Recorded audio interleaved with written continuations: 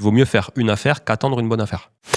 Tant que tu n'as pas vendu, tu ne sais pas vraiment quelle est la rentabilité de ton investissement. Et c'est pour ça que ça reste un monde d'hypothèses tant que tu n'as pas clôturé ça. Faire du marchand, ça fait rêver tout le monde parce qu'avec des taux à 3,5, plus personne ne communique là-dessus.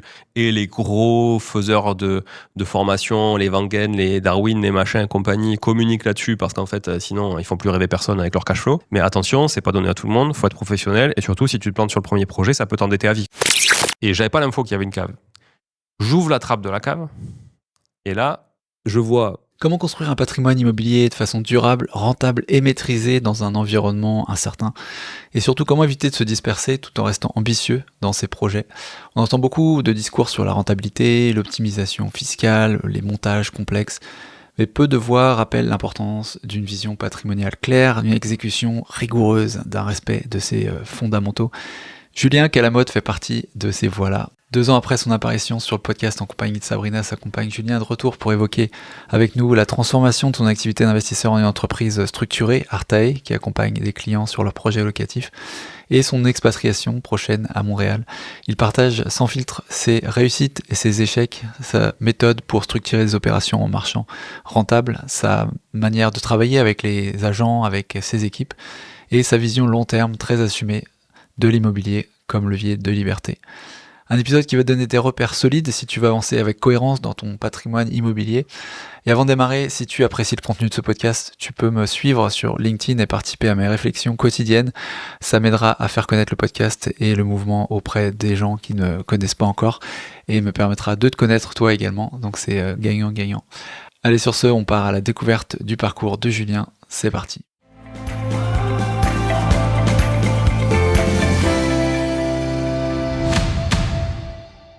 Salut Julien, bienvenue chez les Investisseurs 4.0. Salut Paco, je m'attendais pas à ce que tu démarres tout de suite. Comme ça. Ouais, bah welcome back. Et merci, merci. Mais merci à toi de m'accueillir de nouveau. C'est cool, ça fait un petit moment, je pense. Petit moment, hein. Tous les 2 ans, on doit faire un truc. Ouais, on devrait, mais là, ça fait plus de 2 ans. Tu crois? Ouais, début, je crois que dans les premiers épisodes. Ouais. On s'était revu après. On s'était revu après, ouais. On s'était revu après à distance. Et quand on s'est laissé sur le podcast, du coup, tu nous avais bien raconté un peu la construction de ton patrimoine. Il y avait Sabrina aussi qui était là, donc on avait parlé un peu d'investir en couple. C'était vraiment intéressant de voir aussi la dynamique aussi que ça pouvait créer. Ouais. Et je te proposais, c'est de faire un petit point de raccord entre la dernière fois qu'on s'est quitté et aujourd'hui, en termes de ce que tu as développé toi dans ton patrimoine, dans tes investissements. Et puis dans les activités d'entrepreneuriat aussi que tu as pu développer, quoi. Première update, Sabrina est toujours là. Voilà, donc elle n'est pas là avec nous aujourd'hui, mais elle est là, elle est à Toulouse en l'occurrence. On la salue. Voilà, salut Sabrina. Et non, écoute, je vais pas refaire tout le topo parce que voilà, on l'a déjà fait sur un épisode et puis j'invite les gens à l'écouter si besoin. Mais depuis on va dire ces 5 dernières années, il s'est passé pas mal de choses. La première, c'est que quand on s'est vu, j'avais écrit un bouquin en 2020. La première fois qu'on s'est vu, j'avais écrit un bouquin qui est sorti en juin 2020 qui s'appelle S'enrichir grâce à l'immobilier, qui m'a aidé aussi à me faire un petit peu connaître dans le monde de l'immobilier, on va dire. Et j'avais à l'époque j'évoquais à l'intérieur, et c'est ce qui en faisait un peu aussi une approche atypique, c'est que pendant qu'avec l'argent gratuit tout le monde pensait et ne jurait que par le cash flow, moi à cette époque-là je faisais déjà de l'immobilier depuis 10 ans. Donc j'ai commencé en 2010, j'avais acheté mon premier investissement locatif, et 2008 ma résidence principale, donc j'avais 2008 23 ans, et si tu veux j'ai 40 ans aujourd'hui, ce qui est pile poil dans la cible de ton podcast. Ça y est, maintenant j'y suis. C'est pour ça que j'ai attendu. Maintenant j'y suis. Ouais. Voilà, j'y suis. Je prônais l'investissement patrimonial au sens, l'investissement c'est du temps long, l'immobilier il y a beaucoup d'inertie, on peut pas griller les étapes, et attention à pas se brûler les ailes en allant chercher des choses avec une vision trop court-termiste, parce que ça peut être dangereux, et c'est pas parce que l'argent est gratuit que l'investissement est bon en fait. Donc en fait c'était ça que je prônais, et j'expliquais un principe d'enrichissement latent qui cumulait plusieurs choses dans l'immobilier, à savoir le rendement court-termiste, le remboursement du capital et les plus-values latentes, et que ces 3 composantes-là, il fallait les mettre bout à bout pour savoir quelle était vraiment la rentabilité d'un investissement à terme. Parce que je dis souvent aussi qu'un investissement, la rentabilité d'un investissement, ça se juge, et ça ne peut se juger qu'une fois qu'il est clos.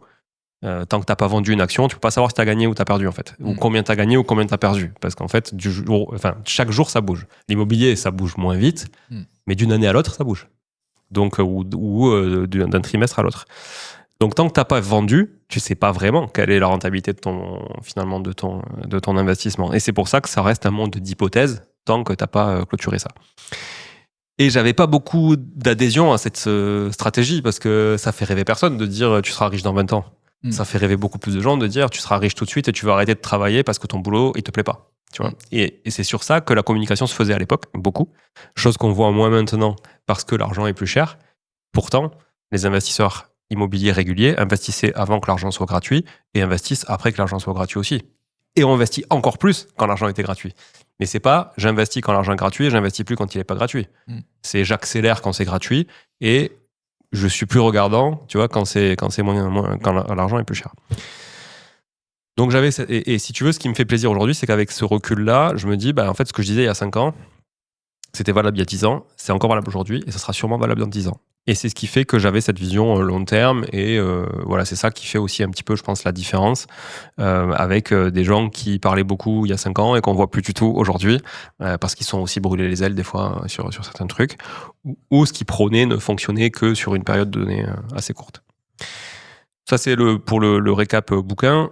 Sinon, concrètement, moi, j'ai continué d'investir assez fortement depuis, mais j'ai quand même ralenti, puisqu'entre-temps, j'ai aussi monté une entreprise qui s'appelle Artae, qui est une entreprise d'investissement clé en main, telle que l'était, enfin, l'est toujours, mais avec une grosse jambe cassée, Mastéos, par exemple. Qui était la plus connue parce que c'est celle qui communiquait le plus et qui a aussi tiré clairement le marché de l'investissement locatif vers le haut, parce qu'on est quelques acteurs en France, beaucoup de petits acteurs morcelés, très, très locaux, quelques gros acteurs qui persistent encore mais qui font pas les volumes que faisait Mastéos. Donc voilà, nous on a une équipe d'une 20aine de personnes, donc bon voilà, on n'est pas dans les gros acteurs parce qu'on est très très locaux. Par contre, on est les leaders sur le marché toulousain, ça c'est certain en termes de volume de projet. Et on accompagne des gens à investir dans l'immobilier de A à Z, mais on gère tout. Voilà. Et on les accompagne aussi en mode coaching si nécessaire, mais notre cœur de métier c'est vraiment l'investissement clé en main. Donc j'ai construit tout ça ces dernières années. Artae, ça a 3 ans maintenant. J'ai construit ça à l'été 2022. Mais avant ça, j'avais déjà initié depuis 2019 investiratoulouse.com qui était spécifique pour l'accompagnement des investisseurs sur le marché toulousain. Et puis dès qu'on a ouvert d'autres villes, d'autres régions comme Lyon, Bordeaux, la Seine-et-Marne, le Portugal, j'ai dû forcément prendre un nom qui était moins local au niveau de Toulouse. Voilà. Sinon, voilà, ça c'est plutôt au niveau entrepreneurial, donc avec plusieurs filiales sur l'architecture d'intérieur, le mode de rénovation, une marque de cuisine aussi pour intégrer des cuisines italiennes, montées, quali, qui durent aussi dans le temps pour mettre dans les projets de nos clients et nos propres projets. Des activités de marchand de biens que je continue mais que j'ai réduites par rapport à notre dernier échange qui va être en 2022, puisque j'avais fait un premier projet de marchand en 2019, j'ai continué un petit peu. Voilà, j'en fais 1, 2, voire 3 maximum par an, par opportunité uniquement, c'est-à-dire que je n'ai pas du tout de recherche active, c'est des opportunités qui m'arrivent et je dis tiens mais ça je pense qu'il y a un truc à faire et je le fais, s'il n'y a pas c'est pas grave, c'est pas mon activité principale. Moi, mon focus c'est Artae, l'accompagnement de nos clients et le développement d'Artae en France et dans d'autres pays d'Europe aussi. Voilà. Donc, si je suis bien ton raisonnement et ce que tu décris, en fait, tu as vraiment beaucoup axé sur l'activité entrepreneuriale, le développement, la création, développement d'Artae, avec en périphérique l'investissement marchand et peut-être possiblement un peu de locatif aussi. Ouais, tout à fait. Ouais. Locatif aussi, je continue. Locatif, si tu veux, j'avais quand même, comme j'ai maintenant 15 ans de recul sur le locatif, c'est vrai que bon, j'ai détenu, j'ai arbitré, j'ai racheté, j'ai revendu, des fois j'ai revendu au bout de 3 mois parce que c'était pas un bon truc. Enfin, voilà, j'ai pu jongler comme ça. Donc quand je parle vraiment d'entrepreneuriat, c'est vraiment plus la partie marchand et la partie Artae. La partie locative, je continue, mais pareil, à l'opportunité. Je te prends un exemple très, très concret. Un agent, enfin, je veux dire un agent, mais c'était une femme, une agente, il y en a qui disent comme ça. Ouais. Une agente m'appelle, avec qui on fait plusieurs deals pour des clients, etc. Elle m'appelle, elle me dit, ben voilà, je vais rentrer tel immeuble, tel prix, tel emplacement, etc. Est-ce que ça peut intéresser un client à toi? J'ai dit oui, bien sûr. Alors moi, je suis plus dans l'opérationnel, dans la chasse, etc. Mais j'ai quand même quelques liens avec des agents, des fois, sur des produits spécifiques, notamment des immeubles. Parce que ça peut correspondre aussi à des projets de marchand, souvent. Alors qu'un appart, en l'occurrence, un studio, bon, non. Et je lui dis, écoute, oui, pas de souci, franchement, tous les feux sont ouverts, mets-moi le haut chaud avant de diffuser. Mais tu sais que dans les agences, tu le sais, t'es marchand aussi, tu sais que dans les agences, c'est pas évident des fois de faire de la rétention parce qu'en fait, ils ont des réunions toutes les semaines entre agences, surtout dans les gros groupes, Orpi, Foncia, machin et tout. Et donc, ils sont obligés de partager les biens avec leurs collègues. Ouais. Donc, ils peuvent pas te garder le bien trop souvent, en fait. Ou trop longtemps. Trop longtemps. Ni trop souvent, ni trop longtemps. Parce qu'en fait, au bout d'un moment, même le client devient liste noire, quoi, tu vois. Donc, elle me dit, OK, mais pas longtemps et tout ça. On active auprès de nos clients et tout ça, parce que le principe d'Artae, c'est qu'on a des contrats d'accompagnement, donc les gens nous sollicitent, on définit des critères de recherche, une stratégie ensemble, et après, on se met en recherche pour eux. C'est-à-dire qu'on n'a pas de stock à proposer à nos clients, on fait que de la recherche sur mesure et de la chasse sur mesure, comme si eux-mêmes allaient le faire sur le terrain. Sauf que nous, dès qu'on active notre réseau, c'est quand même beaucoup plus puissant que quand les mecs sont isolés de leur côté. Et donc là, à ce moment-là, on avait quelques recherches d'immeubles. Et on sollicite nos clients, et tous, ah ouais, pourquoi pas, nanana. Et en fait, là, problème de réactivité, quoi. Tu vois, clairement, un client, ça doit... nous, on leur dit, vous nous sollicitez, nous, on peut pas se griller auprès de notre réseau. Vous, si vous nous sollicitez, c'est que vous êtes acheteur, faut être réactif. Mais là, je sais pas, ça tombait aussi peut-être un petit peu... oui, c'était au mois de mai, un mois de mai l'année dernière. Ouais. Donc, les ponts, les machins et tout, tu sais, les gens sont un peu ailleurs, le week-end en famille et tout. Ok, mais j'ai dit, faut être réactif et tout ça. Pas de réponse, des gens qui sont réveillés après un peu trop tard. Et on pouvait pas laisser passer cette opportunité, donc j'ai dit, je la prends. Et du coup, j'ai acheté l'immeuble. Mais j'avais pas envie d'acheter forcément cet immeuble ou à la base, etc. Donc c'est l'opportunité qui a fait que j'ai réinvesti dans cet immeuble-là sans en avoir vraiment la volonté au départ, tu vois. T'avais quand même fait le boulot d'analyse, savoir si ça sortait au moins avec... Ouais, en fait, tu sais, je répète souvent, l'immobilier, et on en a parlé tout à l'heure aussi ensemble, c'est hyper local. Donc en fait, si tu connais ton marché, tu as besoin de 2 indicateurs, hein, une adresse et un prix. Enfin, quand c'est un immeuble, tu vois l'adresse, ça te suffit parce qu'en fait, tu vois l'immeuble et tu connais la surface à peu près. Donc on va dire les 3 indicateurs, adresse, surface, prix.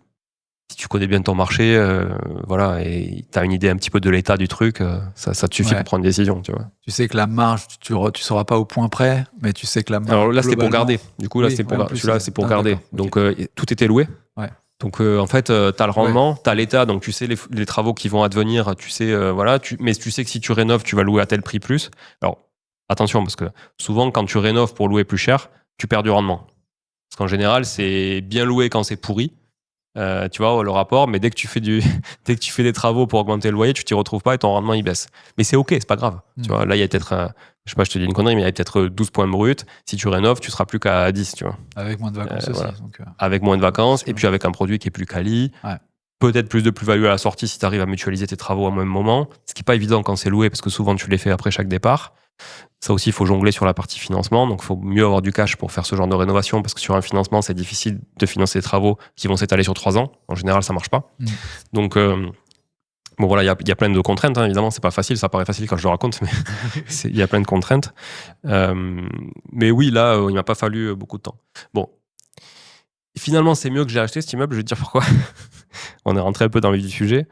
Parce que je découvre juste avant, pour te dire comment je suis pas regardant quand j'achète pour moi, et je le suis beaucoup plus quand c'est pour des clients, mais voilà. Je fais ma due diligence, tout ça. Je découvre après coup, une fois que je le visite, qu'il y a une cave. Et j'avais pas l'info qu'il y avait une cave. J'ouvre la trappe de la cave, et là, je vois 10 cm en dessous de la trappe, de l'eau. Donc la cave était remplie d'eau. Et elle fait 3 mètres. J'avais une piscine de 3 mètres de profondeur sous l'immeuble, remplie, pleine. Et là, je me dis, waouh, là, il y a un problème. Ouais. Et là, l'agente me dit, je savais même pas, le propriétaire m'a pas dit qu'il y avait une cave, j'avais pas vu. La trappe, elle était assez subtile. Il y avait pas et tout ça. Ok. Je lui dis, bon, comment on fait là? Il me dit, je vais demander au propriétaire de la vider. Donc, le propriétaire qui avait hérité, le pauvre, du bien en plus, tu vois, qui était à l'étranger, machin et tout, vide la cave. Bon, là, je vois, dans la cave, il y avait des bouteilles qui flottaient, un bout d'escalier, l'escalier qui était en bois était là. Mais je sais pas, ça devait faire 20 ans qu'il y avait de l'eau, tu vois. C'était un immeuble de famille, voilà. Pas de problème structurel. Écoute, à ce moment-là, je me pose des questions, tu vois. Ouais. Et je me dis, alors, ça me rebute pas. Je me dis, c'est un problème comme un autre, tu vois. Et ça va me faire monter en compétence parce que j'avais jamais eu le cas. Ah, c'est le cas, Donc, voilà. J'ai dit, bon, première étape, on la vide. Faut fonctionner par étape. On la vide. Deuxième étape, on la récure. Parce qu'il y avait un tas de merde en bas, tu vois, tout s'était accumulé, etc. Et là, je me dis, attends, ça, si ça fait 20 ans que c'est là, c'est quand même un contexte hyper favorable à la mérule. Et on n'a pas de diagnostic mérule obligatoire en région toulousaine. Et franchement, il n'y en a quasiment jamais. Ça n'existe pas chez nous. Tu vois, les caves sont bien ventilées, il y a très peu d'humidité. Voilà. Mais malgré tout, il y a quand même beaucoup d'humidité par remontée capillaire sur certaines régions ou certaines villes. Je dis c'est le contexte favorable. Elle me dit ok. Je dis est-ce que vous pouvez demander au vendeur qu'il fasse un diagnostic mérule. C'est pas obligatoire, mais voilà, ça me rassurait et tout. Ok, pas de souci. Fait venir un diagnostic mérule. Et le sticker dit franchement j'ai rien vu. Je fais un prélèvement par acquis de conscience dans un morceau de bois qui est resté. Bingo, mérule. Alors que c'était pas visible à l'œil nu. Bon, déjà, c'est quand même plutôt rassurant parce qu'au final, c'était pas énorme. Voilà. Et donc là, je me dis, putain, mais si j'avais mis un client là-dessus, tu vois, c'est pas grave parce qu'en soi, moi, j'ai fini par l'acheter, l'immeuble, je te raconterai la suite, mais c'est pas grave. Mais c'est très difficile à expliquer à un client pour qui c'est le premier achat plutôt qu'à quelqu'un qui a 15 ans d'immobilier derrière lui, tu vois, et qui en fait même kiffe un peu monter en compétence sur des nouveaux sujets, tu vois. Donc là, je me dis bon, finalement, j'ai bien fait de me positionner moi sur le truc. Déjà, j'ai coché un truc mérule, j'avais pas coché. Et là, je dis bon, ben ok, on va récurer, traiter. Et en fait, on se rend compte que c'était pas une cave, mais une cuve. C'était une cuve étanche. Donc de toute façon, l'eau pouvait pas partir. Et donc en fait, ça devait être un stock à l'époque d'eau ou je sais pas, tu vois, pour l'immeuble. Donc tout est en paroi étanche, tout le sol est étanche. Et en fait, la voûte, il n'y a pas d'IPN, donc il n'y a pas de corrosion, il n'y a pas de, tu vois, parce que des fois, le risque c'est aussi qu'il y ait trop de corrosion sur les IPN structurels, parce que des fois les caves ont été renforcées après coup avec tu vois, de l'IPN. Et en fait, non, donc aucun problème de structure. Il y avait même encore les coups de taloche du béton, tu vois, et tout, du ciment et tout. Donc nickel. Une cuve, donc au final, comme c'était étanche, ça n'a pas du tout affecté les murs porteurs ou la structure. Le seul truc, c'est que je sais toujours pas comment l'eau arrivait là. Et en fait, je pense qu'il y a un trou dans la cave, il y a un trou en haut de la cave, et je pense qu'à l'époque, il devait alimenter la cuve de par l'extérieur. Tu vois ?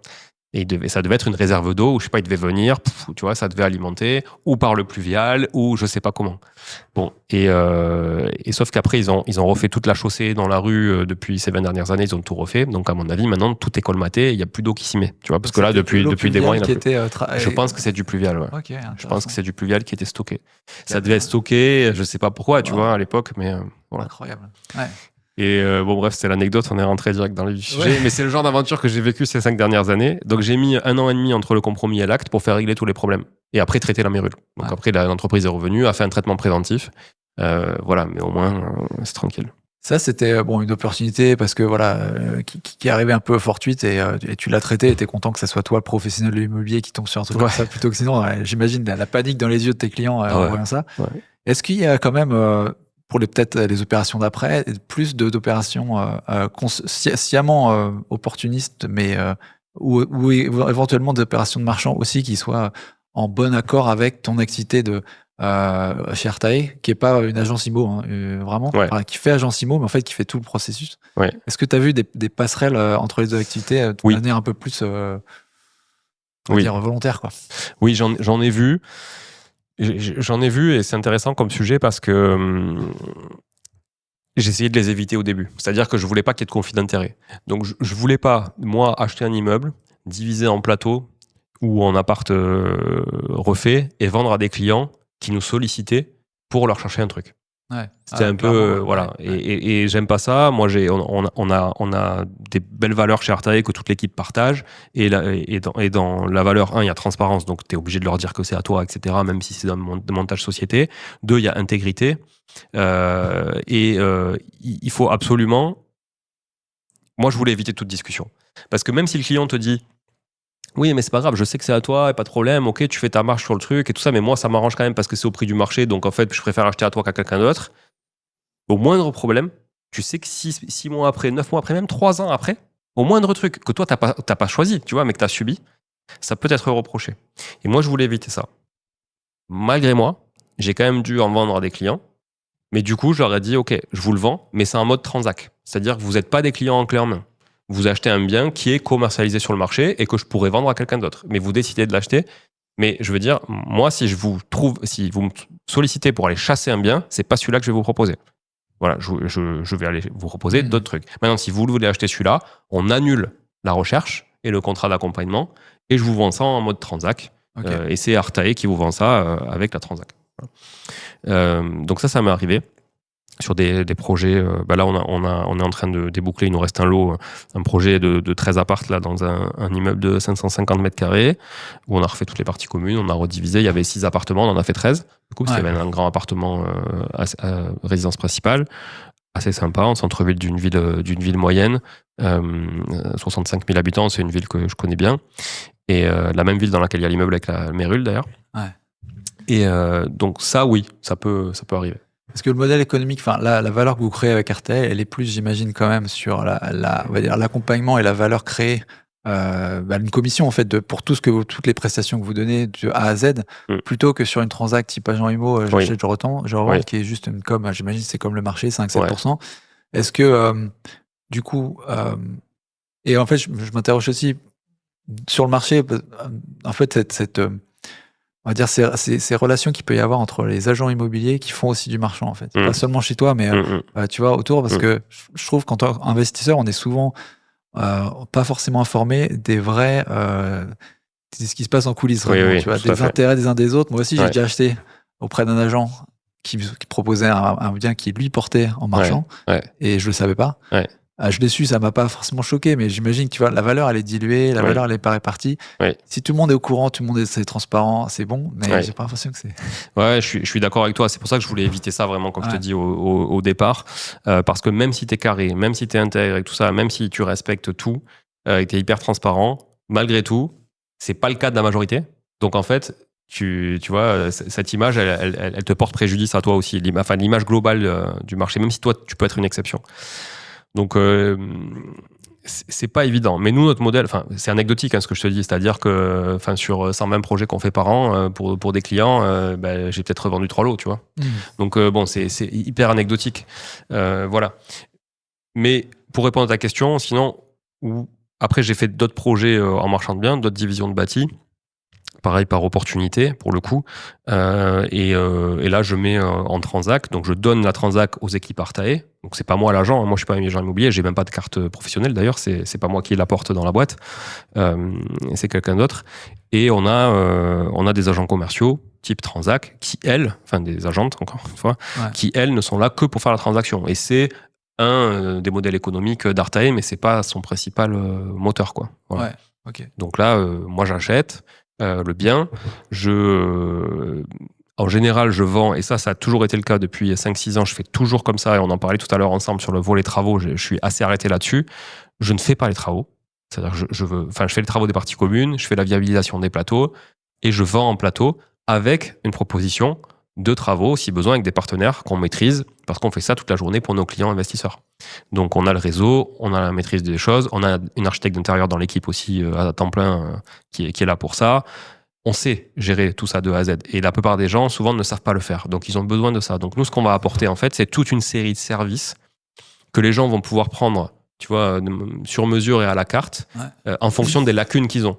Mais si, par exemple, ils ont un edge, ils ont quelque chose, ils ont un avantage sur une des prestations, ok, c'est ok qu'ils ne la donnent pas, ils la prennent pas. Typiquement, eux, ils préfèrent chercher le bien, ils ont déjà le bien, ok, pas de problème, tu as trouvé le bien, nous on peut t'apporter les travaux. T'as pas le bien, on peut t'apporter le plateau, t'es artisan, ok, on t'apporte le plateau, et tu vois.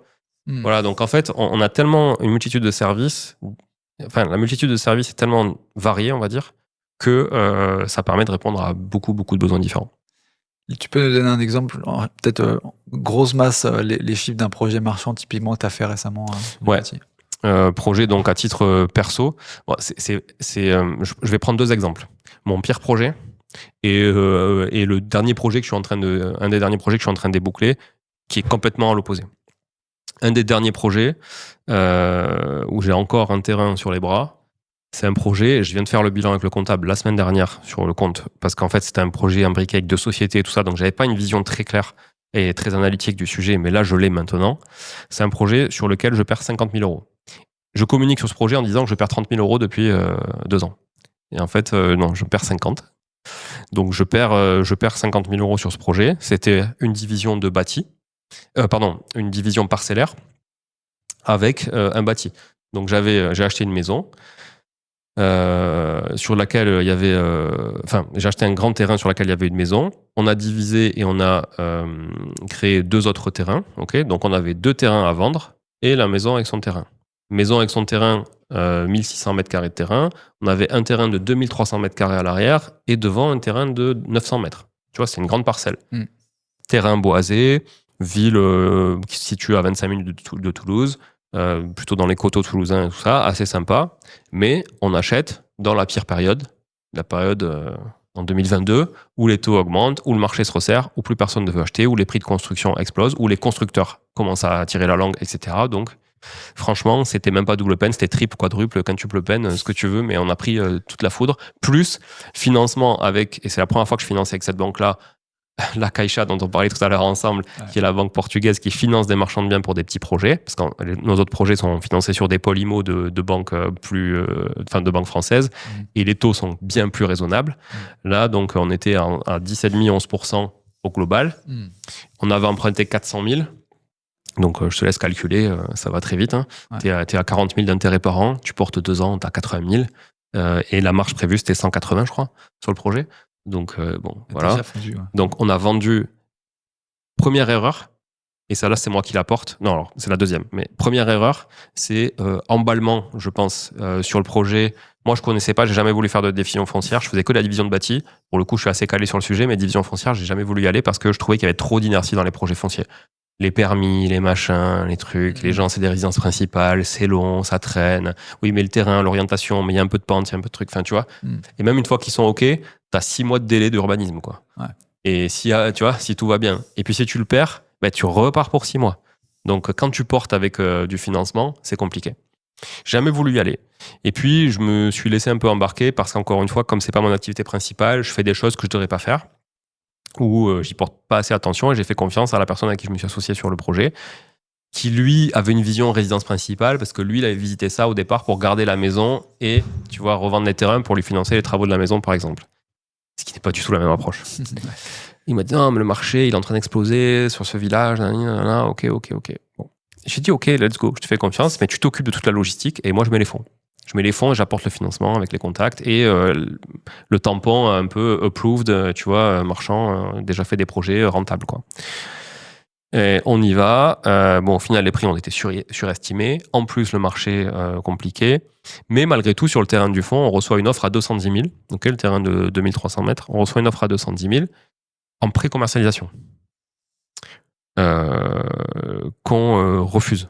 Non, attends. On en voulait 210, on reçoit une offre à 190. On en voulait 210, on reçoit une offre à 190, qu'on refuse.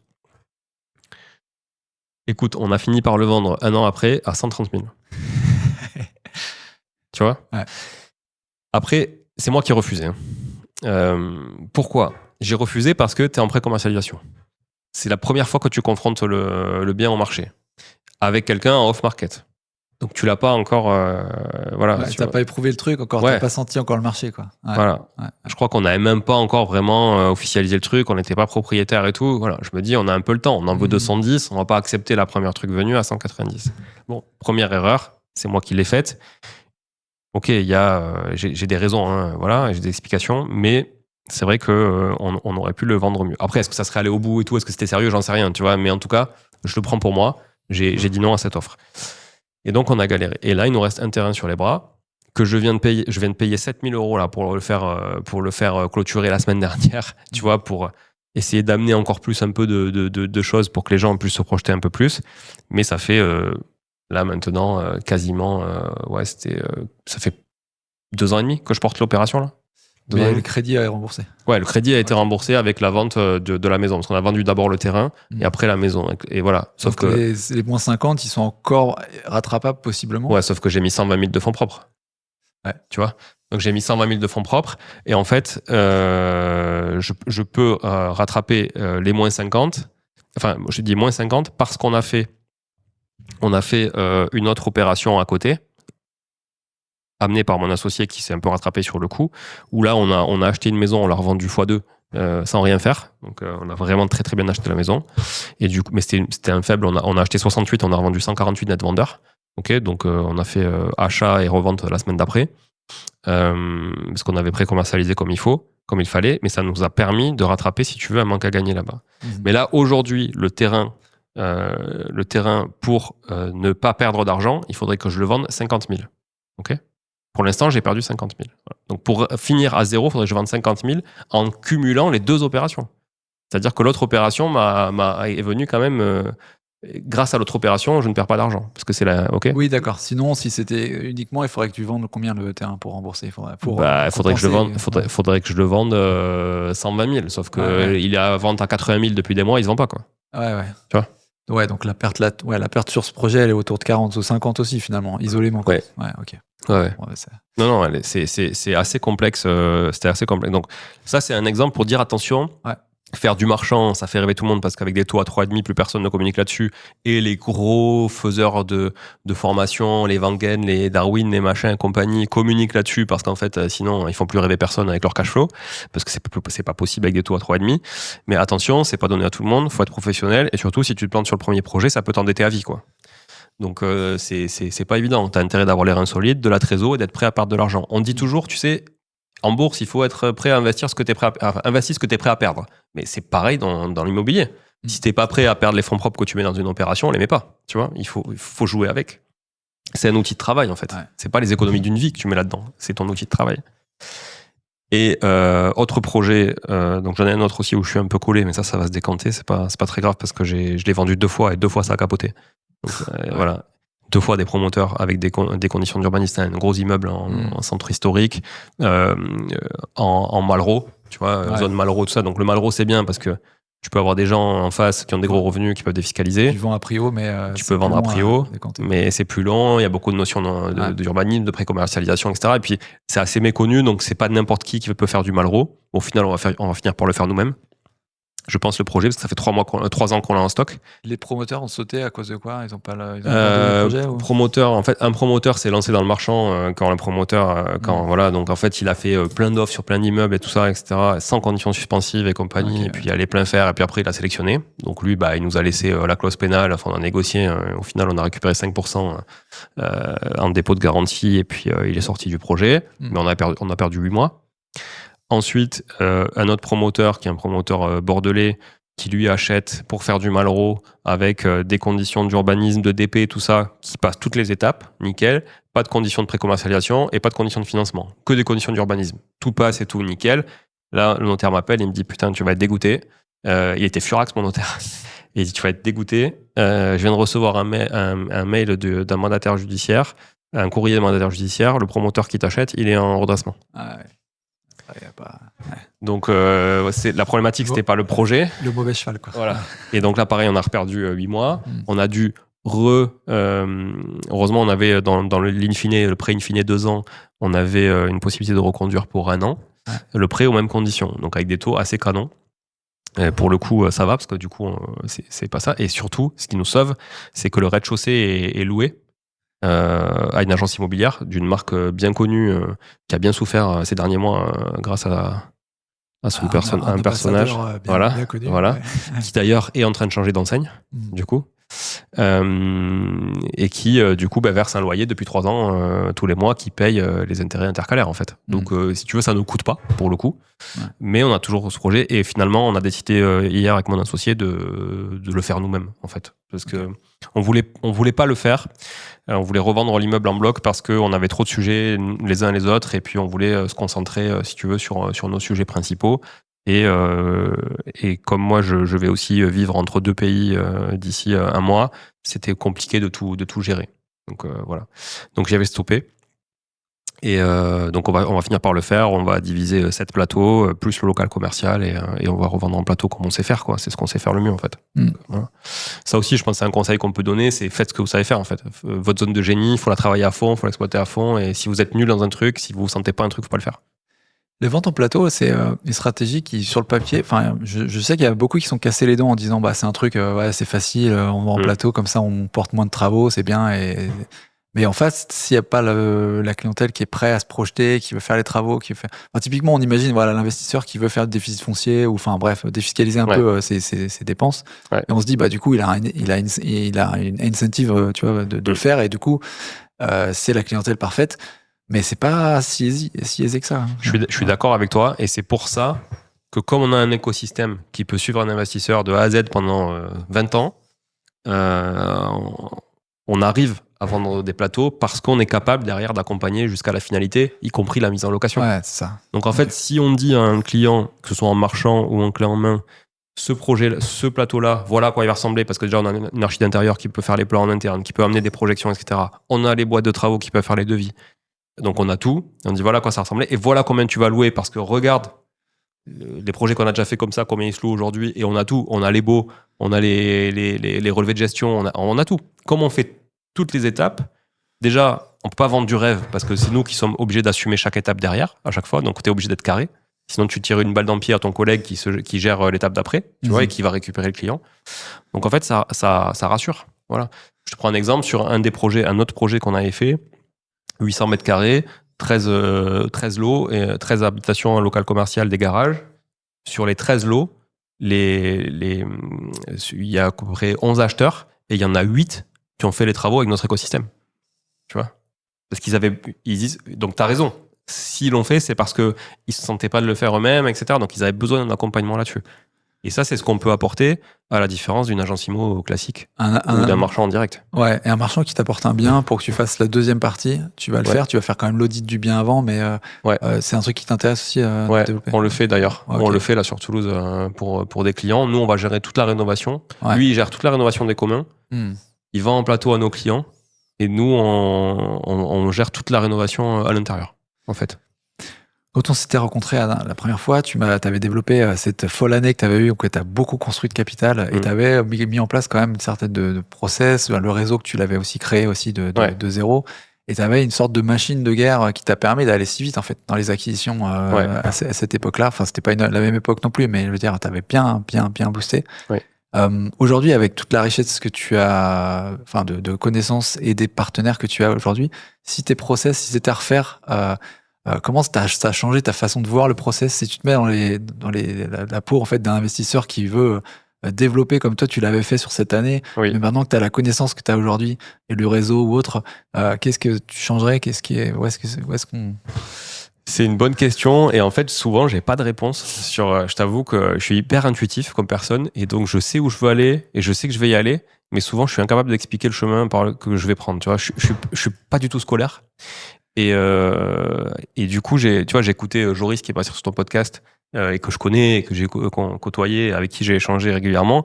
Lui, c'est un mec à process. Ouais. Tu vois, tac, voilà. Et d'ailleurs, c'est ce qu'il vend. Il vend du process. Tu vois, il vend du process à ses clients, etc. C'est ce qu'il vend. Moi, je peux pas faire comme ça. Je sais pas. Donc en fait, j'ai pas de réponse, honnêtement. Ce qui est sûr, c'est que si on doit isoler quelques éléments, pour moi, c'est du temps. Tu es obligé d'en sacrifier au départ. Après, tu peux déléguer un petit peu plus. Il faut être OK avec le fait de déléguer aussi et de lâcher du lest sur le fait que, oui, en soi, tout le monde peut faire n'importe quoi. Tu peux faire le ménage chez toi, et pourtant, tu as peut-être une femme de ménage. Donc ça, et personne ne dit non, mais je vais pas payer une femme de ménage, alors je peux faire le ménage. Si, il y en a qui le font, et d'ailleurs, voilà. Mais au final, il y a quand même beaucoup de foyers en France qui ont des femmes de ménage. Et pour le coup, ça ne veut pas dire qu'ils ne savent pas faire le ménage. Et souvent, d'ailleurs, c'est moins bien fait que si tu le fais toi. Mais c'est là où tu mets ta valeur, où tu mets ton temps. Voilà. Donc je dirais, attention, faut pas se méprendre, et il faut être capable de déléguer. Et oui, ça va coûter, parce qu'il n'y a pas de raison que vous puissiez déléguer gratuitement. Donc moi, j'ai appris à déléguer. Au début, je faisais mes travaux moi-même. Dans les premiers apparts que j'ai achetés il y a 15 ans, je sacrifiais mes soirs, mes week-ends, et j'apprenais, tu vois. Alors, j'apprenais plus avec de la famille qui m'aidait, etc., qu'avec des tutos YouTube, parce que c'était peut-être un peu moins aussi à l'époque, on va dire, démocratisé, tu vois. J'avais pas le réflexe. Mais en tout cas, j'apprenais par moi-même, j'apprenais en faisant. Aujourd'hui, j'ai plus envie, et ça m'épuise, d'aller réparer un raccord de plomberie ou d'aller faire une faïence de salle de bain ou d'aller même faire... Alors à la limite, la démolition, ça me va, tu vois, ça défoule un peu, c'est fun, tu vois, t'as un peu moins de problématiques une fois que t'as identifié ce qu'il faut péter ou pas. Mais c'est plus ça, je pense, savoir de quoi tu parles au départ, prendre du recul et trouver les bonnes personnes et les partenaires fiables pour chaque étape clé de la vie d'un investissement immobilier, en fait. Je pense que c'est ça vraiment qui manque aujourd'hui, peut-être faire la différence entre quelqu'un qui va faire un ou deux une opération et quelqu'un qui va... Non, c'est pas ça. C'est l'envie. Ouais. C'est au-delà de l'envie, c'est l'engagement que tu mets dans ton projet. Mais l'engagement, c'est pas forcément toi physiquement. Comme je dis, c'est que tu peux déléguer, mais c'est juste t'es acheteur ou t'es pas acheteur, en fait. T'as envie d'y aller ou t'as pas envie d'y aller. Mais sois clair avec ce que tu veux faire. Et je le vois, hein, nous, on traite des dizaines de prospects par mois, voire par semaine à certaines périodes. On voit les objections des gens. On voit que les gens, c'est oui, mais peut-être, mais tu penses que, mais si, mais un truc. Tu vois. Et des fois, j'ai envie de leur dire, mais pourquoi vous nous faire perdre du temps? Parce qu'en fait, nous, c'est notre métier. On est là pour ça. Vous nous sollicitez. C'est go, no go. Tu vois. C'est pas, ouais, mais là, la période. Puis je vais partir en vacances pendant un mois, donc j'aurai pas la tête à ça. Donc, en fait, quand tu bosses, t'as pas la tête à ça. Quand t'es en vacances, t'as pas la tête à ça. Tu feras pas. Tu vois. C'est un truc, je te jure, ça me. Et c'est vrai que les gens ont du mal à réaliser, parce que je trouve ça tout à fait ok de dire, il y a des gens qui souhaitent, ils ont cette aversion, ce goût, cette aversion au risque, ce goût, etc. Et puis il y en a des gens qui l'ont pas. Ça n'en fait pas des gens moins intéressants ou sous-évalués, mais les gens ont un peu cette honte un petit peu d'accepter que c'est pas pour eux ou qu'ils peuvent pas le faire eux-mêmes, ou tu vois. Ouais. Mais d'ailleurs, j'ai un exemple concret, un client où là c'était en mode coaching. Donc le client prend un coaching avec nous pour 6 mois. Donc le coaching, c'est pas notre cœur de métier, mais on le vend à des gens qui veulent faire. Parce qu'il y a des gens qui veulent faire, ils veulent pas tout déléguer, tu vois. Un expatrié, typiquement, lui, il est obligé de tout déléguer. Il est pas sur place, c'est compliqué.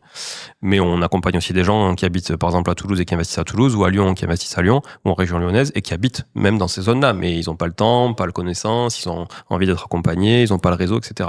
Mais en coaching, c'est des gens qui veulent faire. Et là, on fait des premières séances de coaching avec l'équipe et tout ça. Et puis au bout d'un mois, le gars, il dit, non, mais en fait, j'arrête. C'est pas grave. Ok, j'ai payé, il y a pas de souci, je suis ok avec ça. Mais c'est pas grave, j'arrête parce qu'en fait, c'est pas fait pour moi. J'ai pas le temps. Tu vois, j'ai pas le temps. Donc en fait, c'est beaucoup de temps quand tu fais toi-même quand même un immobilier, même si tu processises, même si tu as des outils, même si bon, il y a un peu un mythe autour de l'IA et tout ça, mais avec l'IA, tu peux pas tout faire. Hein. L'immobilier, quand tu dois faire un état des lieux, il faut être sur place pour voir. Enfin, tu vois, c'est compliqué. Je veux dire, l'immobilier, des visites. Enfin, c'est pas ChatGPT qui va te faire les visites à ta place, quoi. Tu vois. Donc, je trouve que les gens n'ont pas forcément la conscience du temps que ça peut prendre. Et quand ils l'ont, ils surestiment souvent leur capacité aussi, tu vois, à pouvoir faire eux-mêmes avec la même efficacité que quelqu'un qui fait ça toute la journée. C'est aussi ça. Et moi, quand j'ai fait de l'investissement, et tu parles de cette période où j'ai acheté 11 biens en 12 mois, par exemple, et j'en avais acheté avant, j'en avais racheté après, c'était ma priorité. J'ai fait que ça. J'avais un boulot, j'étais salarié, j'étais au rendez-vous des attentes au niveau salarié, j'étais en comité de direction et et j'avais du taf. Par contre, mes journées, elles faisaient pas 8 heures, quoi. C'était des vraies journées. Voilà, tu vois, où tu dormais peu et tu bossais beaucoup. Et les week-ends, c'était ça. Et les soirs, c'était ça. Et entre midi et 2, j'allais pas au resto le vendredi avec le reste de l'équipe, etc. J'allais pas en terrasse me faire bronzer. Non, je faisais que ça. C'était ma priorité. Voilà. Je pense que c'est ça, en fait, qui bloque les gens souvent. C'est où tu mets ta priorité. C'est ça qui fait la différence, je pense, entre les gens qui avancent et les gens qui avancent pas. Et il y a un autre truc qui est important, c'est que les gens, et je le vois parce qu'ils nous sollicitent des fois de cette manière-là, les gens cherchent toujours à faire une bonne affaire. C'est un peu, c'est quoi tes astuces pour faire une bonne affaire? Ou, ah ouais, mais toi, de toute façon, tu fais que des bonnes affaires. Non, c'est pas vrai. Moi, j'ai acheté des trucs au prix du marché. Des fois, même, j'ai surenchéri pour avoir le bien parce qu'en fait, sinon, je savais qu'il allait me passer sous le nez. Ça dépend des périodes, ça dépend des types de biens, ça dépend des emplacements. Tu peux pas tout négocier. Et ce que je disais dans mon bouquin et qui est toujours vrai aujourd'hui et que je pense toujours, c'est qu'il vaut mieux faire une affaire qu'attendre une bonne affaire. Et ça, c'est vraiment clé aussi. Et il y a des gens qui veulent tout, et je leur dis souvent, mais pourquoi vous, qui faites un investissement tous les 10 ans, vous feriez une meilleure affaire que quelqu'un qui est sur le marché tous les jours? Et pourquoi vous mériteriez aussi même d'accéder à ça versus quelqu'un qui fait ça tous les jours et qui a acheté 30 biens l'année dernière, quoi. C'est clair. C'est pas comparable, tu vois. Donc, Ah ouais, ça c'est toujours l'effet un peu. Je sais pas si c'est d'ailleurs culturel, mais ouais, toujours vouloir passer devant et dire resquier. Ah putain, super le truc. Ben ouais. Mais c'est un muscle, faut le pratiquer pour devenir meilleur et dans tout. Puis il y a des gens qui sont aussi forts pour maquiller des biens en bonne affaire, alors qu'en fait, ils le sont pas. Mais tu vois, c'est dans le storytelling aussi. Bah, ça, c'est une méga affaire, faut y aller. Bah oui, et il y en a qui sûr, se laissent faire, qui se laissent prendre aussi au jeu avec ça. Hein. Donc, bon. Mais je vais t'expliquer. Je vais te donner un exemple de bonne affaire, de très bonne affaire. Et je l'ai pas cherché, tu vois, elle m'est tombée dessus. Mais pourquoi elle m'est tombée dessus? Et ça va faire écho, ça va clôturer la partie marchand dont je t'ai parlé tout à l'heure, parce que au final, je t'ai donné 2 exemples d'opérations très pourries, mais je t'ai pas donné un exemple de bonne opération. Fais-nous rêver un peu. Quoi. Voilà. Et après, je te dirai pourquoi j'ai réussi je peux faire des opérations comme ça. J'ai une agente qui m'appelle, la même qui m'a appelé pour l'immeuble avec la Mérule. Elle m'appelle. Elle me dit, Julien, je dois estimer, c'est pas je vais rentrer, je dois estimer un bien. Voici les caractéristiques, voici l'adresse, etc. À combien tu penses qu'il faut que je rentre? Parfait. Bon, ben. Attends, je te dis. Je regarde le calcul, je fais le calcul vite fait et tout. Je lui dis, bah. Alors, je vais pas donner les vrais chiffres pour pas. Voilà. Je vais faire un petit calcul dans ma tête pour faire une règle de 3, mais voilà. Pas que le vendeur puisse. On sait jamais, t'as quand même beaucoup d'écoute. Et là, je lui dis, bah, je pense qu'il faut que tu rentres ce bien-là à 640 000 euros. Ok. Donc, elle me dit, ok, compte tenu du rendement, tout était loué. Ok. Compte tenu du rendement qu'il y a, etc., je pense que c'est 640 000 euros. Elle me dit, ok. Une semaine après, elle m'appelle, elle me dit, c'est bon, j'ai rentré le mandat. Bon, le vendeur n'était pas trop d'accord, donc on le rentre à 660. Bon, puis ça va, tu vois. Ouais. Et franchement, moi, j'avais donné un truc fair play, j'avais fait un calcul, j'avais pas minimisé le truc et tout. J'avais dit, à ce prix-là, franchement, j'ai un client, quoi, tu vois. C'est. Elle rentre le bien, tout ça. Je vais le visiter, je fais les trucs et tout. Je dis, franchement, c'est propre. Et là, je découvre que façade refaite, isolée par l'extérieur, toiture neuve, mieux que ce que je pensais. En fait, j'avais pas l'assainissement aussi, qui est un assainissement autonome et hyper récent, bien entretenu. Tu vois, il faisait les menus réparations au fil du temps. Et il y a 2-3 apparts sur les 8 qui sont pourris. Tu vois, où il faut refaire. Il y en a un qui est tout à refaire, et il y en a un, bon, aussi, mais il y a un locataire dedans, donc ce sera plus tard. Mais sinon, le reste, franchement, voilà, tout se vend dans l'état. Des garages indépendants fermés pour chaque appartement. Et une parcelle de terrain à côté qui est non constructible parce que zone inondable, mais une parcelle de terrain où tu peux faire des potagers pour les locataires et tout. Tu peux faire un truc sympa à 15 minutes d'une belle ville moyenne. Et donc, on va dire à 45 minutes de Toulouse. Et donc là, je visite et tout, et je dis, ouais, ok, franchement, c'est canon. Et donc, je lui dis, on va monter le projet pour des clients et tout ça, et garde-le moins un peu, quoi, tu vois. Bon, pareil, difficile de garder plus de 48 heures en général, et ça aussi, je pense que les gens, souvent, il y a un mythe là-dessus. En vrai, un agent, et pourtant, on en a fait les deals avec cette personne-là, et c'est quelqu'un qui, d'ailleurs, je pense, finira par travailler chez Artaïe, tu vois, parce qu'au bout d'un moment, voilà, on a noué tellement une relation importante avec et les collaborateurs Artaïe et moi, que ça devient un peu quelqu'un de la maison, finalement, tu vois. Donc on fait les estimations et tout ça, les trucs pour le client. Et là, ok, bon, je me dis ça passe. Je propose à des clients, pareil, procrastination, nanani, oui mais c'est long, tac tac tac. Et bon, le budget était quand même un peu important par rapport à des recherches qu'on avait, donc il fallait être prêt à, tu vois. Ah oui, mais est-ce que je peux visiter tout ça? Bon.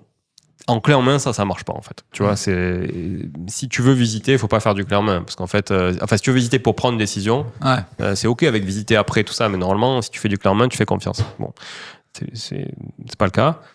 Et là, moi, j'y vois une opportunité et je me dis, écoute, voilà, je pense que moi, je vais faire une offre, je le bloque. Et si jamais je substitue un client, ça m'est arrivé ça aussi de faire ça des fois, tu vois.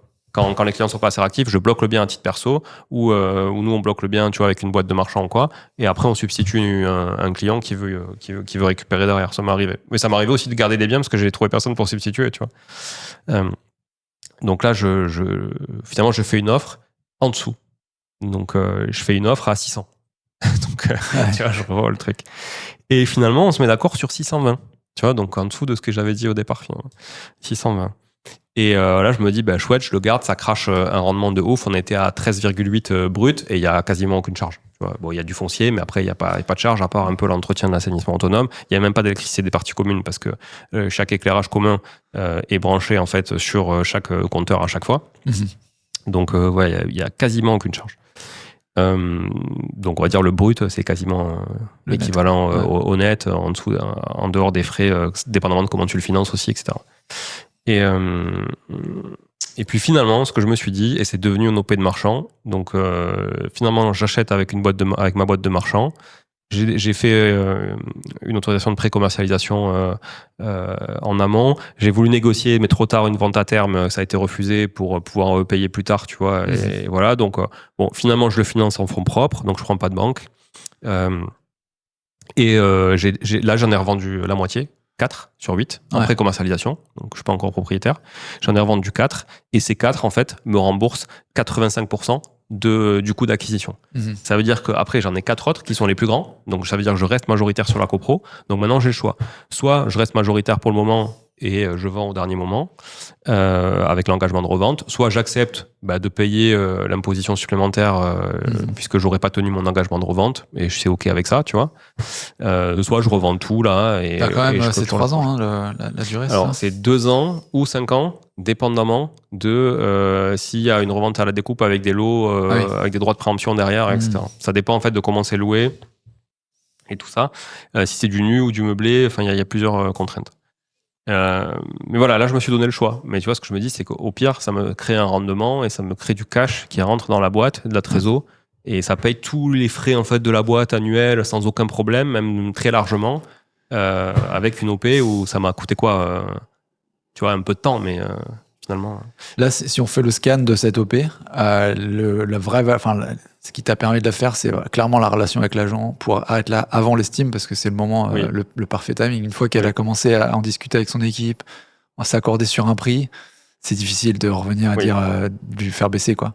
Donc ça, moi, je retiens, c'est ça qui est de toute façon importante. Et puis la valeur du foncier, qui après, comment tu le travailles, ça dépend. Voilà, comme tu dis, tu veux en pré-commercialiser certains, tu veux peut-être en garder toi en patrimoine qui crache du bon cash flow derrière, enfin du bon rendement derrière.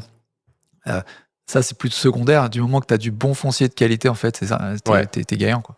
En fait, si ton produit est liquide, c'est-à-dire, et si ton produit est liquide pour la revente, déjà, ça veut dire qu'il est liquide pour la location, en général.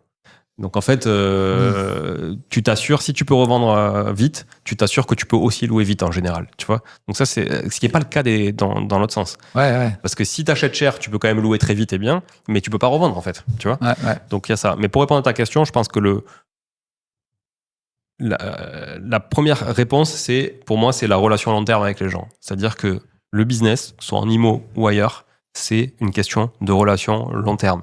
Si tu es dans le one shot, dans l'opportunisme, que tu dis pas merci aux gens, que tu récompenses les gens, que tu récompenses pas les gens qui t'ont amené des affaires, que tu t'animes pas ce réseau et que tu le crées pas, ça peut pas marcher.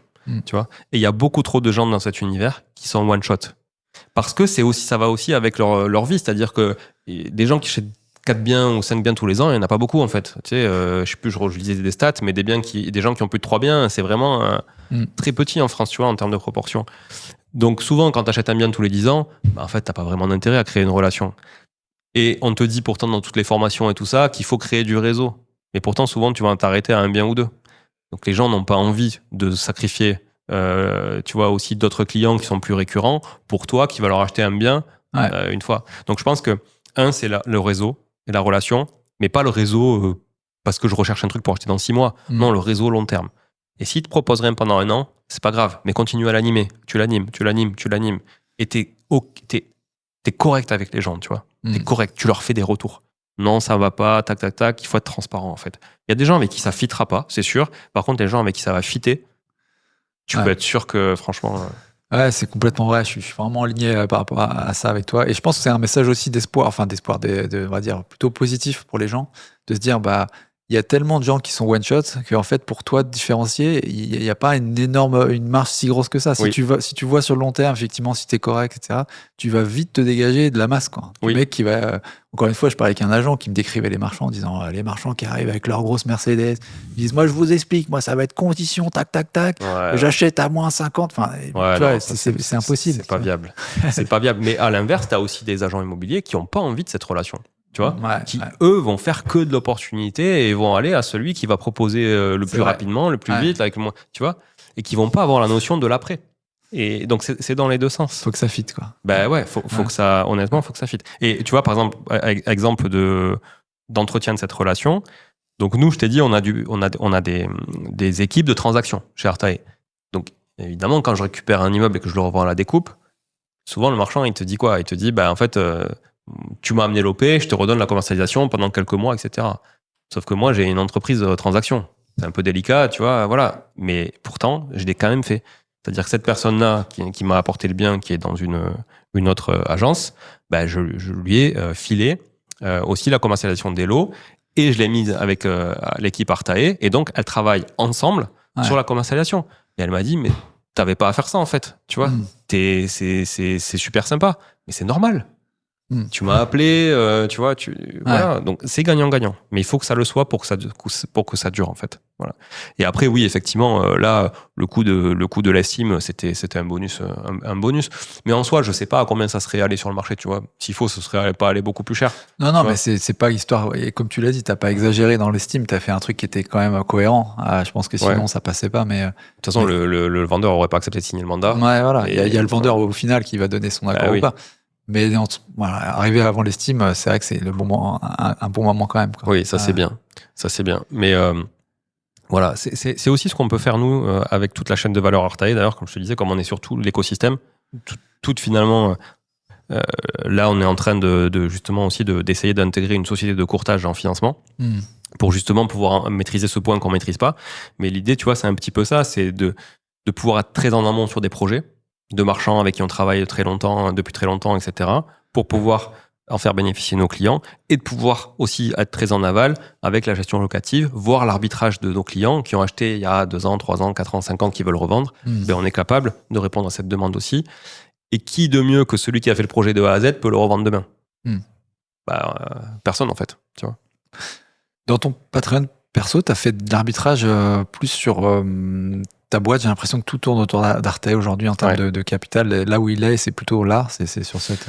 Non, j'ai encore beaucoup de patrimoine à titre perso. Et puis j'en ai racheté, comme je t'ai dit, là, j'ai racheté cet immeuble, j'ai racheté des locaux commerciaux pour Artae, mais du coup, je les ai achetés en perso sur une SCI spécifique pour le coup que j'ai monté pour acheter les locaux d'Artae. Parce que j'avais déjà la SCI familiale qui existe depuis 2013. Donc, tu vois, elle commence à avoir un peu de bouteilles. Ça aussi, c'est bien pour les banques, tu vois. Tu montres un peu quand même, il y a du patrimoine net aussi à l'intérieur. Mais non, j'ai continué d'acheter. Au final, j'ai arbitré, oui, mais comme j'ai continué d'acheter, si tu veux, j'ai toujours à peu près, je crois, 25 biens. Donc, ce qui est quand même assez déjà, enfin, c'est pas mal. Sans compter les OP de marchands, parce que ça va, ça vient. Et après, par contre, j'ai changé en fait ma typologie de biens. C'est-à-dire que maintenant, j'ai plus envie d'avoir des trucs trop pourris non plus. Tu vois, je veux des trucs sympas. Typiquement, j'ai acheté un T3 l'année dernière avec terrasse en centre-ville, un truc où le rendement est pourri, et parce que c'est un T3 en centre-ville avec terrasse. Tu vois, c'est les emmerdements qui t'ont emmené là ou c'est le plaisir des yeux, quoi? C'est le plaisir. Okay. C'est de se dire, ok, le rendement il est pourri, mais comme sur d'autres projets, ça se compense. En fait, c'est le patrimoine dans son ensemble et pas le bien de manière intrinsèque. Tu vois, souvent, je trouve qu'on se focalise trop sur, oui, mais ce truc-là, il n'est pas rentable comme j'aimerais qu'il le soit.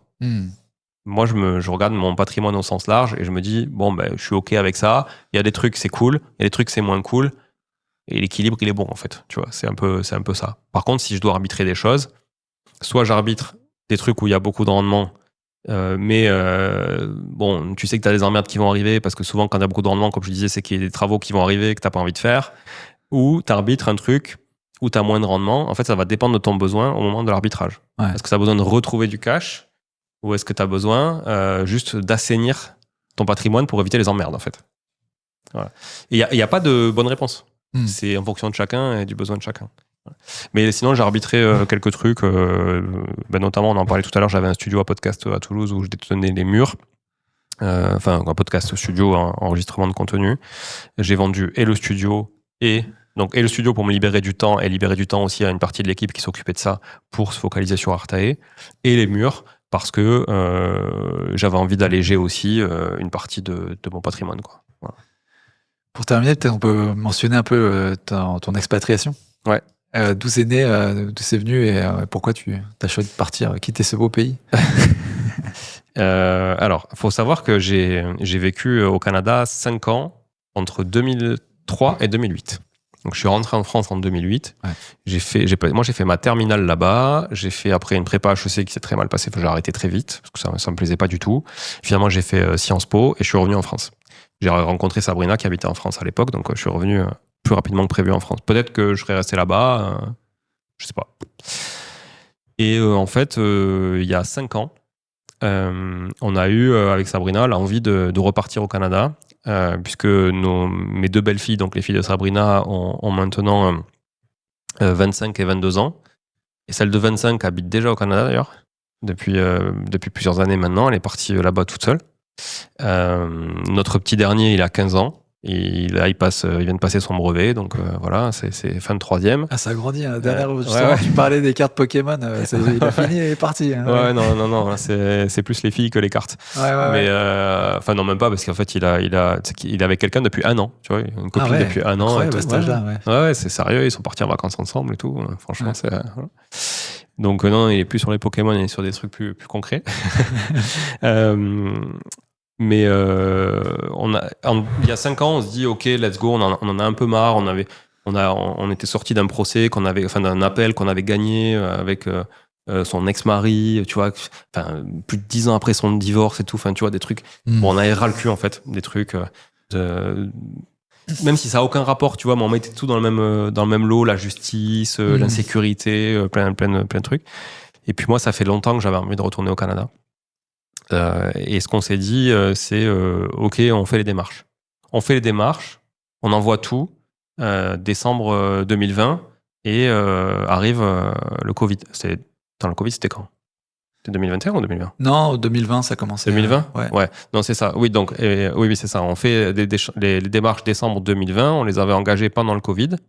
Mais ça a duré très longtemps, le Covid, l'inertie, le télétravail, le machin et tout. Donc, on fait un programme assez express au niveau de l'immigration qui, malgré tout, au bout d'1 an, on n'a pas de réponse, on n'a rien, etc.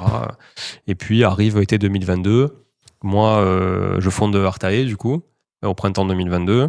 On achète une maison en août 2022. On commence à la rénover. Tu vois, en plus, c'est une grosse baraque. On a tout refait. Et puis, 6 mois après, donc décembre 2022, l'immigration nous dit « c'est bon, vous pouvez venir ». Alors que nous, franchement, on n'est pas du genre à s'arrêter et à attendre. Donc, on a continué d'avancer et tout. On a construit des trucs. Et puis là, on se dit, OK, mais c'est pas le bon timing, en fait. On vient de monter une boîte, on vient d'acheter une maison, on n'a pas fini de la rénover. On en a encore pour longtemps parce qu'on vivait dedans en la rénovant. Chose à ne pas faire. Et je l'ai fait 2 fois dans ma vie. Et franchement, à chaque fois, je me dis, faut pas le faire. Peut-être que je le referai encore, mais c'est comme ça. Et là, on se dit, attends, c'est quoi le timing? Le timing, ça sera quand Artae aura grandi un petit peu, qu'on aura structuré un peu plus, quand notre fils aura fini sa 3e, comme ça il démarre le lycée là-bas, et puis quand on aura fini la maison, parce que faudra la revendre ou la louer. Donc on a mis rentrée 2025 là-bas, et donc là on part. Ça y est, là peut-être qu'on est parti là au moment où l'épisode. Voilà, peut-être qu'on est même dans l'avion. mais c'est ça. Donc ce qui nous a poussé à partir là-bas, donc plusieurs choses. L'envie d'autre chose, l'envie de vivre une autre expérience, un challenge, etc. T'as vécu à l'étranger, tu sais ce que c'est. Voilà, moi aussi j'ai vécu à l'étranger, je sais ce que c'est. J'avais envie que mon fils vive ça. C'est un peu égoïste parce que c'est mon envie, c'est pas forcément la sienne, mais maintenant il le veut aussi à fond. Il nous a dit là encore il y a quelques jours, j'en ai marre, je suis en train de faire n'importe quoi, j'ai envie de partir. Parce qu'il sait aussi que comme il part, il est en train de faire un peu n'importe quoi et de bâcler, tu vois, ces dernières semaines et tout, en mode ouais, l'école, je m'en fous et tout. Maintenant, je sais que je vais partir. Et moi, j'avais fait pareil quand j'étais parti à l'époque.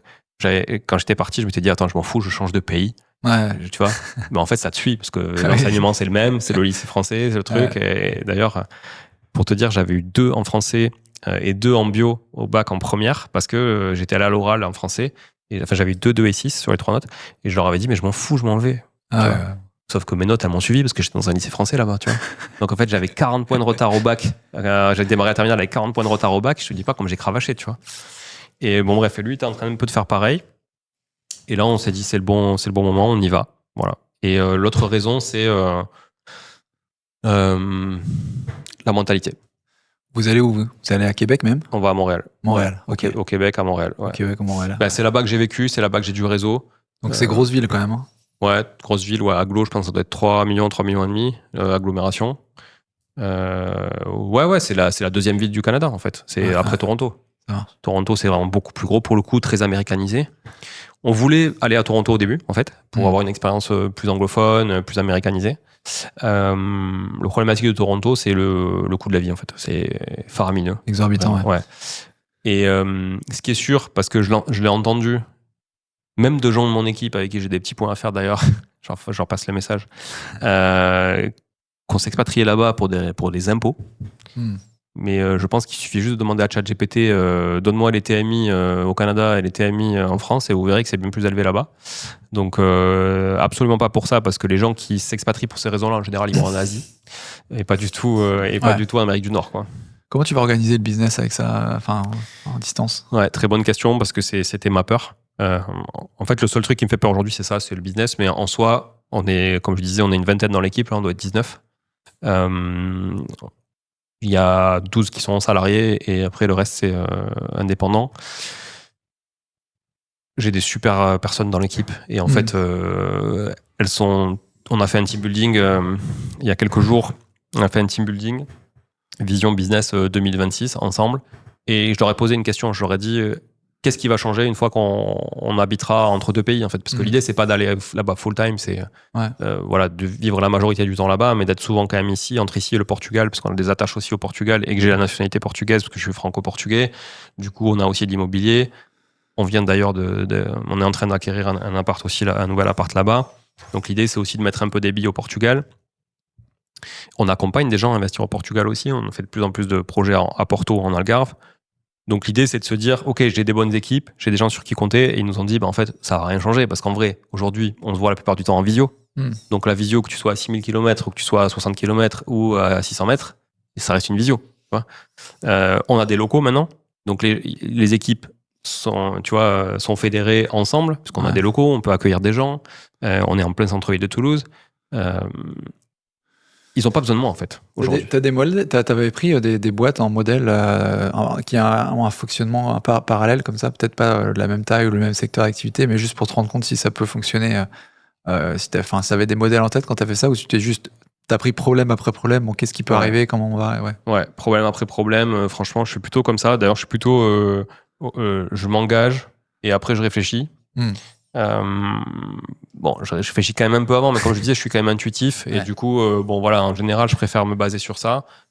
Ça m'a fait faire des erreurs, hein, ça c'est clair, c'est pas toujours bon, mais je suis plutôt je suis structuré comme ça, j'y arrive pas en fait à faire le contraire. Je suis trop impatient pour faire le contraire. Donc j'ai pas de modèle. Ce qui est sûr, c'est que mon modèle, c'est l'humain en fait. C'est des bonnes personnes et je le disais, je sais plus où je le disais là dans un podcast ou. Ouais, dans un podcast sur mon podcast d'ailleurs, je le disais, en fait, quand tu es entrepreneur, quand tu embauches des gens, il y a des périodes d'essai. Et souvent, quand tu es dans une grosse boîte et que tu es manager d'une équipe, la période d'essai, si tu as un doute sur la personne, tu vas dire, bon, allez, c'est pas grave, j'ai un doute, mais je le garde. 1, c'est pas ton argent. 2, tu te dis, au pire, on m'autorisera un recrutement pour faire le boulot qu'elle ne saura pas faire. Et 3, tu te dis, c'est pas grave, on la mettra au placard. Sauf que quand tu es une petite boîte, que tu payes, que finalement l'argent de ta boîte, c'est aussi un peu ton argent. Au final, c'est comme ça. Et que tu te dis que tu sais que tu démarres le mois et qu'à la fin du mois, tu as tant de charges à payer pour payer des gens, tu as intérêt à ce qu'ils soient efficaces.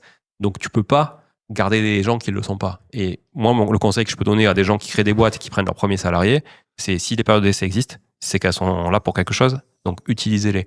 Et je sais que autant les gens qu'on a embauchés, qui sont dans l'équipe, qui sont là, personne n'est parti à part une personne au bout d'1 an et demi, qui avait envie de voir autre chose. Elle avait 22 ans, donc elle était jeune aussi, tu vois, elle fait son alternance, après en CDI, etc. Mais par contre, tous les gens après qui sont partis, c'est que c'est nous qui les avons pas gardés. Et souvent, ils sont partis en période d'essai. Voilà.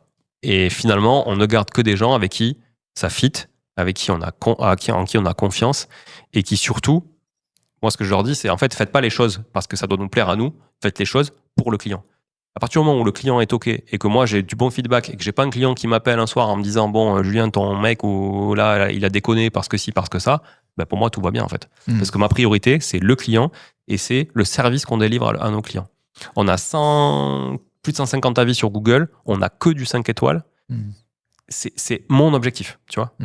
Mon objectif, c'est de garder cette qualité de service. Je sais qu'elle va se dégrader avec le volume, c'est obligatoire, tu vois. Je suis pas utopiste, mais peu importe, faisons de notre mieux. Voilà. Et puisque tu as côtoyé un peu les expatriés, l'univers des expatriés, peut-être des gens qui veulent s'expatrier, tu vois quoi en termes de tendance? On a un peu l'impression que les gens veulent partir de France, mais ça peut être que médiatique peut-être ou que réel, je sais pas. Pour ces raisons-là, et notamment tu mentionnes, tu as Portugal, c'était une région qui était assez courtisée pour certains aspects. Aussi pareil au Canada, beaucoup qui veulent partir. Tu sens toi qu'il y a un mouvement un peu des gens pour partir, et est-ce qu'il y a des mauvaises raisons que les gens ont de partir? Tu vois, comment tu vois le truc? Oui, alors oui, il y a beaucoup de gens qui veulent partir. Il y a aussi beaucoup de gens qui reviennent. Et nous, on part, mais ce sera pas, c'est sûr, indéfini. On part quelques années, c'est un projet, c'est un challenge, c'est pour voir autre chose, mais on fera pas toute notre vie au Canada, je pense, c'est certain. Peut-être qu'on fera quelques années, on y reviendra plus tard, on ne sait pas, on verra. Mais pour l'instant, on n'est pas parti pour y faire toute notre vie. Ce qui est sûr, c'est que tous les expatriés avec qui on travaille investissent en France et pas dans le pays où ils sont. Et ça, c'est important parce que ça veut dire qu'ils ont une attache au pays, à leur pays d'origine, qui croient en la stabilité d'un marché aussi, parce que c'est pas... moi, je rigole quand je vois les gens qui veulent vous faire investir à Dubaï, en fait, tu vois.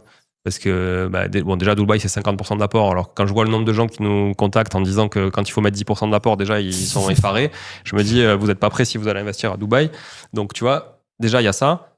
Le marché, il est comme ça. Ouais. Tu vois, tu peux faire du moins 30, plus 30, moins 30, plus 30. Donc, si tu isoles du plus 30, c'est sûr, tu te dis, ouais, c'est génial, mais si tu isoles du moins, tu vas même pas appeler le mec qui fait ça. C'est pareil, il y a eu la mode Bali, machin, t'es même pas propriétaire de ton terrain. À quel moment tu peux investir autant de pognon et te dire que t'es pas chez toi, en fait? Tu vois? Donc, ça, c'est bien quand tu diversifies un patrimoine, que tu peux te permettre de le perdre encore une fois et tout ça, pas de souci. Oui, ça fait kiffer d'avoir une villa à Bali, d'accord. C'est Instagrammable. Et oui, ça crache en location courte durée, certainement. Peut-être pas à tout le monde, mais certainement. Mais ce qui est sûr, c'est que l'expatrié, qu'il soit à Singapour, qu'il soit en Colombie, qu'il soit au Mexique, qu'il soit au Canada, aux États-Unis, ou peu importe, ou même en Côte d'Ivoire, il va investir en France. Voilà. Ouais, sur l'efficacité et la vision long terme, en tout cas, et la solidité du truc. La stabilité, déjà, c'est la France, mais c'est aussi l'Europe. Ouais. Donc, tu vois, je dis en France, mais ça pourrait être en Belgique. Voilà, si le mec il est belge, souvent il va investir en Belgique, ou en France parce que c'est plus grand, il y a plus d'opportunités, mais ça rassure. Tu vois, t'investis au Portugal, c'est plus stable. L'économie, ça y est, elle est stable. C'est pas un pays sous-développé. Le marché peut pas se retourner non plus du jour au lendemain en faisant moins 30. Oui, il y aura peut-être une correction parce que c'est un peu décorrélé avec le salaire moyen, tu vois. Mais en soi, c'est l'Europe. C'est quand même stable. Voilà. Même au Canada, tu vois, c'est avec des taux variables. Les gens ne se rendent pas compte de la chance qu'on a sur le marché, c'est ouf. Et puis États-Unis, Canada, c'est quand même des économies qui sont vachement tributaires des marchés financiers, en fait. Tu vois, dès que les marchés bougent, tout bouge. Parce que les gens sont hyper investis sur ces marchés financiers. Donc, en fait, leur richesse et leur retraite, comme c'est par capitalisation, c'est sur les marchés financiers. Ouais, leur avenir financier long terme, il peut être complètement divisé par deux, quoi. Voilà. Et donc, l'IMO subit ça, en fait. Comme le cash est sur les marchés financiers, l'IMO subit ça. Alors qu'en France, le cash est souvent dans l'IMO, tu vois. Les gens sont beaucoup plus IMO. Donc en fait, le paquebot, il est beaucoup plus ça leur lent évite de bouger, faire tu vois. des conneries, quoi. Voilà. Ouais. Mais ouais, tu vois, c'est pas pareil. Voilà. Donc voilà, j'ai envie de dire approche totalement différente. Ce qui est sûr, c'est que moi, j'ai une profonde attache à la France. J'y suis né, particulièrement à Toulouse. On sent. J'y suis né, qui d'ailleurs est devenue la 3e ville de France devant Lyon. Je le dis à tout le monde. C'est clair. Voilà. Non, parce que souvent, les gens ont l'impression que Toulouse, c'est une petite ville, tu vois, il fait bon vivre. Alors oui, il fait bon vivre, mais c'est pas une petite ville, hein. C'est quand même la 3e ville de France. Et c'est une ville qui est assez sous-cotée. Ça aussi, je fais un peu la promotion de Toulouse, pas forcément pour l'IMO, mais en général, c'est une ville qui est très sous-cotée parce que les prix au mètre carré sont les mêmes qu'à Nantes, qui est pas du tout la même taille de ville. Tu vois, il n'y a pas du tout la même dynamique économique à Nantes qu'à Toulouse, ou à Lille qu'à Toulouse. Ce qui est sûr, c'est que les villes, on va dire de la moitié nord de la France, bénéficient en fait de leur proximité avec Paris, notamment en termes de transport, et que Toulouse en a souffert très longtemps. Là, il y a une ligne à grande vitesse qui va être faite de Bordeaux à Toulouse, justement pour relier finalement Toulouse à Paris en 3 heures. Bon, là, je suis venu en train, tu vois, c'est 4h30 quand même, parce que la grande vitesse, c'est que de Bordeaux à Toulouse. Donc c'est vrai que c'est un peu long. Bon, après, il y a l'avion. Après, écologiquement, on aime ou on n'aime pas, mais c'est pas mon débat. Mais voilà. Mais sinon, c'est vrai qu'on était un peu isolés. Donc ça nous a préservés. Mais en termes de marché immobilier pur et dur, et de marché de l'emploi et de dynamique, c'est quand même... Il y a des marges de progression qui sont vraiment phénoménales. Quand tu regardes les prix au mètre carré, même en hypercentre de Toulouse, par rapport à une ville comme Lyon, qui aujourd'hui est derrière Toulouse. Tu vois. Et il n'y a pas d'encadrement des loyers. Enfin, tu as l'encadrement de la révision des loyers, mais il n'y a pas les zones spécifiques de plafonnement des loyers. Ouais. Ok. Voilà. Est-ce que tu pourrais donner, pour terminer, une ressource peut-être que tu trouves particulièrement intéressante ou pertinente pour les gens? Qu'est-ce qui, pour toi, le numéro 1, numéro 2, des trucs qu'il faut avoir en sa besace en tant qu'investisseur aujourd'hui? Ouais. Moi, je suis très podcast et c'est comme ça qu'on s'est connus parce que j'écoutais ton podcast et c'est toi qui m'as donné envie de créer le mien. J'ai été très livre, je le suis plus du tout. Ouais. Parce qu'aujourd'hui, on a tellement de possibilités avec les podcasts, le YouTube, etc. Je trouve que c'est quand même plus interactif, tout ça, qu'un bouquin. Alors, ça peut être bien si tu veux vraiment te ressourcer, te recentrer un peu sur toi et tout, tu vois, de faire, je pense, une petite retraite au vert avec des bouquins. Mais en soi, c'est plus que je consomme moi à titre perso. Et après, c'est surtout discuter avec des gens qui ont déjà fait ce que vous voulez faire. Pour moi, c'est vraiment ça la clé. Trouver peut-être...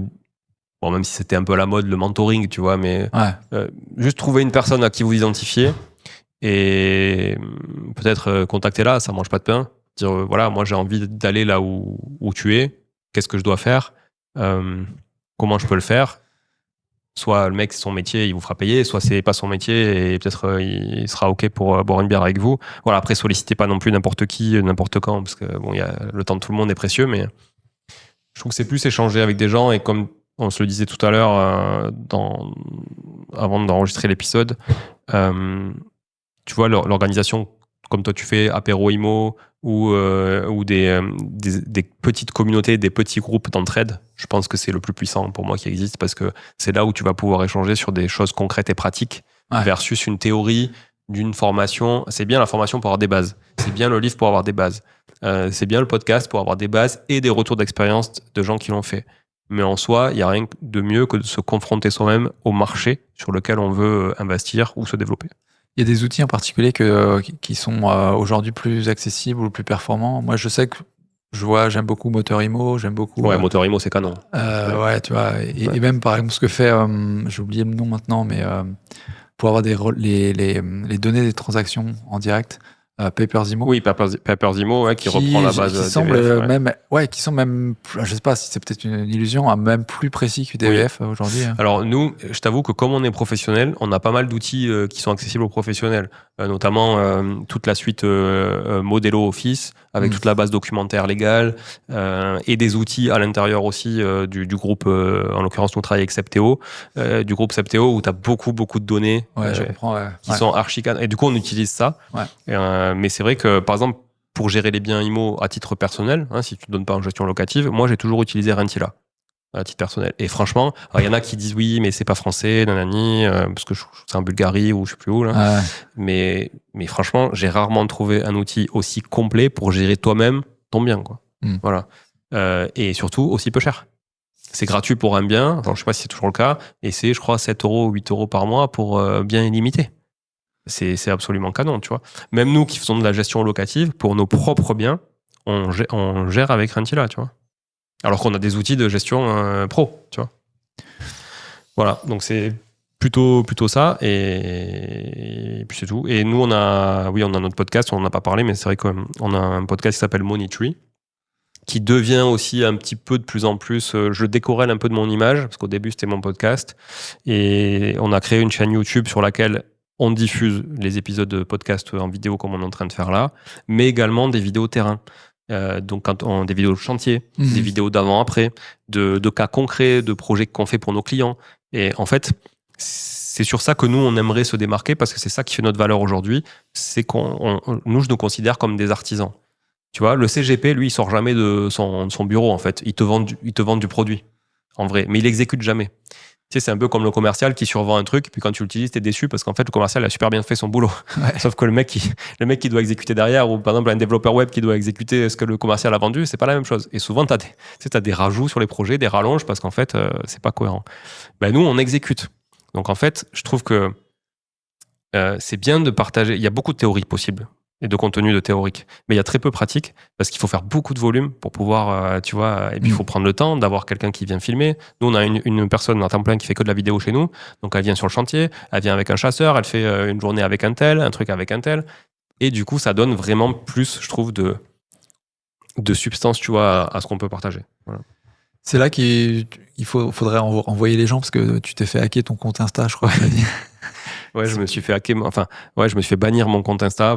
Et ça arrive, hein, on peut le faire. Hein. Paraît-il qu'on peut payer pas cher pour faire bannir des comptes.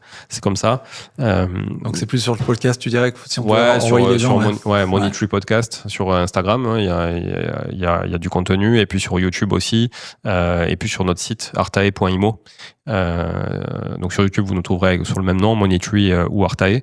Et après, notre site artae.imo, où il y a un bouton prendre rendez-vous, il y a un calendrier, il est à jour, et vous pouvez, voilà, si vous êtes intéressé d'ailleurs par un sujet clé en main, coaching, ou même 1 heure de coaching pour juste désamorcer un truc, on peut faire aussi d'ailleurs. Et ça, je le fais de plus en plus, j'essaie de me dégager un peu de temps pour faire ça, parce que des fois les gens ont juste besoin d'1 heure pour passer à l'action en fait. Et puis d'autres ont besoin de plusieurs mois. Artae.imo, vous pouvez prendre un rendez-vous directement. Voilà. Super, c'était très cool de te retrouver. Ouais, moi aussi, franchement, dans ce studio parisien. Écoute, voilà, modèle économique que je connais du coup. Carrément. Ouais. Très bientôt, Paco. Julien. À bientôt, ciao. Ciao. Si la conversation t'a plu, je te recommande de réécouter l'épisode 44 avec Julien Calamotte et Sabrina.